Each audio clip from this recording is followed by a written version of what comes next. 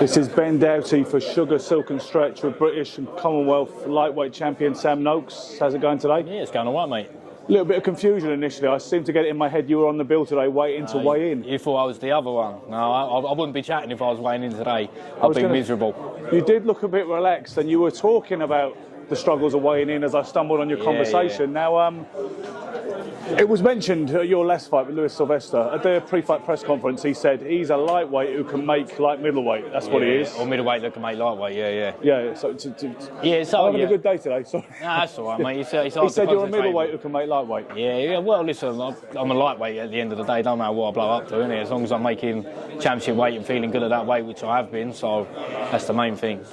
You were saying, it sounded like you were talking about it in the corridor there, that it used to be easy, but you appear to say it's getting harder. Well, I think anyone will tell you as you get older, getting weight off's harder, innit? I mean, listen, when I first started, I was only getting up to 67 kilos and then making 61, so it ain't too bad. But obviously that keeps creeping up as I'm getting older. But listen, we soldier on, we do it. You can't all be sunshine and rainbows. No, I don't know how much of a student of the game you are, but obviously in the old days they had to weigh in on the same day, it stopped people rehydrating. I wouldn't be doing that at lightweight.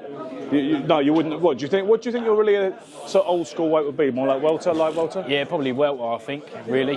Well, obviously, even super lightweight, I'd still be alright. I just think making weight in a day. Like for example, say if I was an amateur, I'd probably be in the 67s now. I reckon that's what I'd probably go for. Yeah. How well versed are you on nutrition? Do you have a person on board, a nutritionist? Yeah, I use Paul O'Neill. He's good. Pro Nutrition is the company's called. So yeah, goes alright. I'm making weight right. I ain't missed weight.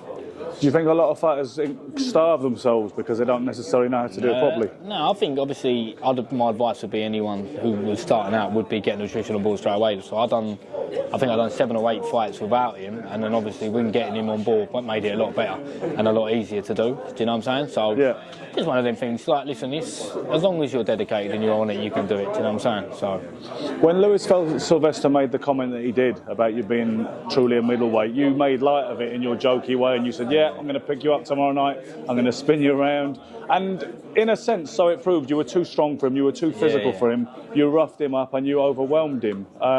Did you expect it to unfold in that fashion? Yeah, well, I think I knew he weren't ever going to hurt me. I mean, like, listen, don't give me wrong credit to Lewis Sylvester. He's a tough fighter, but he wasn't a big puncher.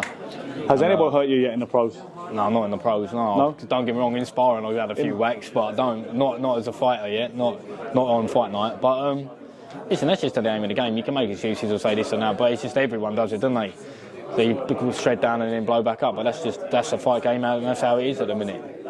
Yeah, and I mean, I've said it before. I'm trying to think who it was who blew up ridiculously. I think Devin Haney. Yeah, he goes up to like 75 kilos or something stupid like that, doesn't he? Something crazy like that. Yeah, I think he put on like 20 pounds or something like that. And they've started this ritual these days where they'll have a real weigh-in at like the first thing in the morning, like about 9 a.m. See, I think that's a good idea though, because obviously everything in boxing comes down to selling tickets, putting bums on seats. Yeah. Most people, so I'm moving around trying to look at you, that's what I'm trying to do, but most people won't blame you. Yeah, no.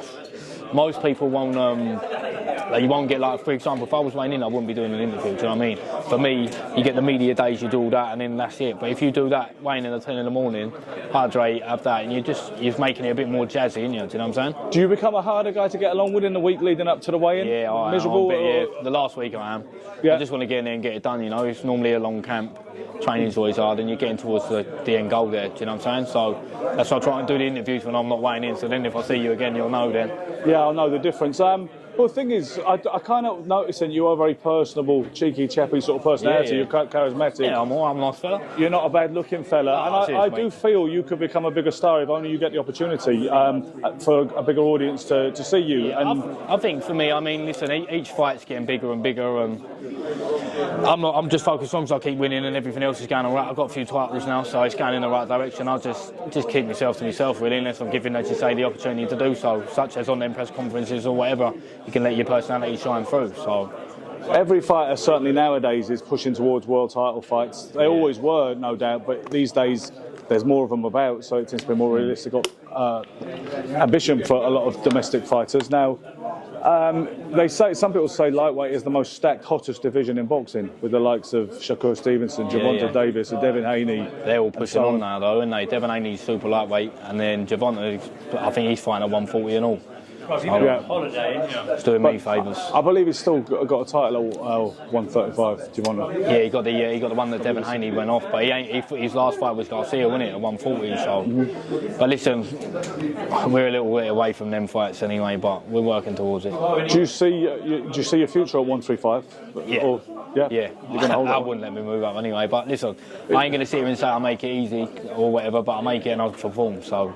No one likes losing weight. He goes on a lot easier than he comes off. I know that Alan Smith is a very old school coach, and I was there years ago doing a bit with Sam Webb and Bradley Skeet, and he said no one is allowed to be fat in our gym, and no one is allowed to blow up. No, we got no time for fat boys in the gym. Nah. And the thing with Alan is I remember he was training Matthew Thirlwall at one point, and he had a bet on him. He said he'll make the weight with him, and they had a bet that Alan could make a certain weight while he was training. And that might have been a few years ago now. I don't know if he'd be doing that now. It was a good few years ago. At least 10 years ago. Cheese and crack is too much. But let me ask you, talking of the not the lightweight division, but the light welterweight division. There's been a lot of concerns recently for Ryan Garcia and his mental health going into the Devin Haney fight. Been posting some strange things on social media. Have you been watching that situation? I ain't that social media orientated, to be honest with you. Like, I've seen little things on Twitter, but not enough to comment on what I think is going on. And what are you a fight fan? And do you watch a lot of boxing? I watch boxing, mate. Listen, only if I'd sort of know the fight or it's a big fight. Like, you're not obsessive. Student of you think we do it week in, week out. I'm training twice a day.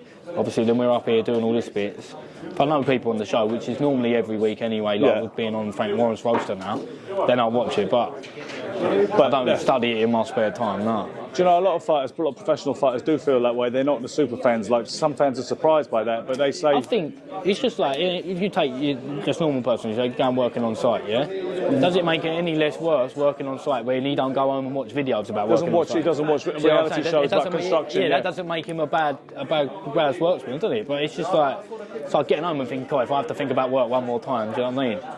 Yeah, I agree with that. I mean, there was an old fighter called Milton McCrory, WBC Worldwide Champion back in the day, and he said, as soon as I finish the fight, I don't want to read about it, I don't want to talk about it, and I don't want to watch it. That's what it is. Everyone looks forward to being in bed Sunday morning, and he's all done. So, in closing, Sam, what is next for you? Do we know yet? I'm fighting on April 20th. Win that, keep the stoppage continuing, and then just go from there. Well, I ain't got an opponent or nothing yet, so your guess is as good as mine. Got to stay ready. Stay ready. Well, I wish you the very best of luck. I'll be keeping a close eye on your journey from here. Brilliant. Thank you very much for making the time for us today. No problem, my pleasure. Cheers.